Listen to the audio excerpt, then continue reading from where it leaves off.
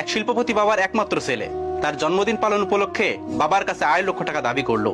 এর মধ্যে তার মা চলে আসলো এবং বলল, এই সম্পদ তো একদিন সবই তার হয়ে যাবে, তাকে দিয়ে দাও, তার মনে কষ্ট দিও না। বাবা তখন বললেন, আমি তোমার ছেলেকে যদি একটা উড়ান্ত প্লেনের পাইলটের সিটে বসিয়ে আমি সেখান থেকে নেমে পড়ি দায়িত্ব দিয়ে, তাহলে কেমন হবে তুমি বলো? মধ্যবিত্ত থেকে শিল্পপতি হয়ে ওঠা স্বামীকে বোঝেন বলেই মহিলা আর কোনো কথা বললেন না। বাবা তখন বললেন, ঠিক আছে, আমি তোমার ছেলেকে 2.5 লক্ষ টাকায় দেবো, সে যদি আমাকে উপার্জন করে 250 টাকা এনে দিতে পারে। সারা রাত নাক ডেকে ঘুমাচ্ছে ছেলে, মাত্র 250 টাকা। বাবা আগামীকালই দেখতে পারবে ছেলে তার সম্পদের দায়িত্ব নেওয়ার মতো যোগ্য হয়ে গেছে। পরের দিন সকাল 8টায় বাবা তার ছেলেকে ঘুম থেকে জাগিয়ে উঠে দিলেন। রাজ্যের বিরক্তি ছেলের চোখে। মাত্র 250 টাকার জন্য এত সকালে ঘুম থেকে উঠতে হবে? রেডি হয়ে নাস্তা সেরে একেবারে ফুলবাবু সেজে 250 টাকা উপার্জনের জন্য বের হয়ে গেলেন। পকেটে 1 টাকাও নেই, সাথে দেখার জন্য বাবা একটা লোকও দিয়েছেন। ঘর থেকে বের হওয়ার পর তার মনে হচ্ছে সে যেন একটা সমুদ্রের মধ্যে হাবুডুবু খাচ্ছে।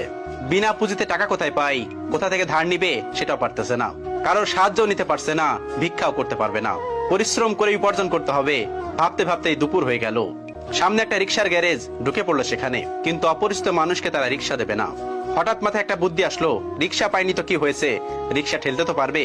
তখন উঁচু ব্রিজগুলোতে রিক্সাওয়ালার সাথে একজনকে রিক্সাগুলোতে ঠেলে উপরে উঠিয়ে দিতে হতো। বিনিময়ে যাত্রীরা 1 টাকা করে দিত। নন্দলাল নাদুস নুদুর জীবনে কোনো কাজ করেনি, এক গ্লাস পানিও নিজে কখনো ঢেলে খায়নি, আর আজ তপ্ত রোদে রিক্সা ঠেলছে, তাও আবার পুরান ঢাকায়। 10টা রিক্সা ঠেলে 50 টাকা উপার্জন করলো। 11 নম্বর রিক্সা ঠেলতে গিয়ে হোঁচট খেয়ে হাঁটু গেল ছিঁড়ে। আবার উঠে দাঁড়াতে যাত্রীর হাতে 5 টাকা দিলে চোখে অঝোর ধারায় কান্না চলে আসলো। ঘন্টাখানেক পর হাঁটুর ব্যথা আর তীব্র হতে লাগলো। বিকেল পর্যন্ত গুনে কেবল 90 টাকা উপার্জন হয়েছে।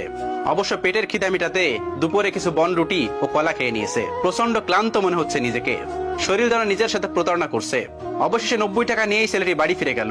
ক্লান্ত শরীরে চোখে পানি নিয়ে বাবার সামনে গিয়ে দাঁড়িয়ে বাবার হাতে 90 টাকা দেয়। বাবাকে জড়িয়ে হু হু করে কাঁদতে কাঁদতে বলল, আমি পারিনি বাবা। তখন মায়ের অজর ধারা গুনগুন কান্না পরিবেশটা আরো ভারী করে তুলছে। ছেলের বিধ্বস্ত ক্লান্ত চেহারা, হাঁটুর কাছে ছেঁড়া প্যান্ট দেখে বাবা একটা গাজল হাসি উপহার দিল।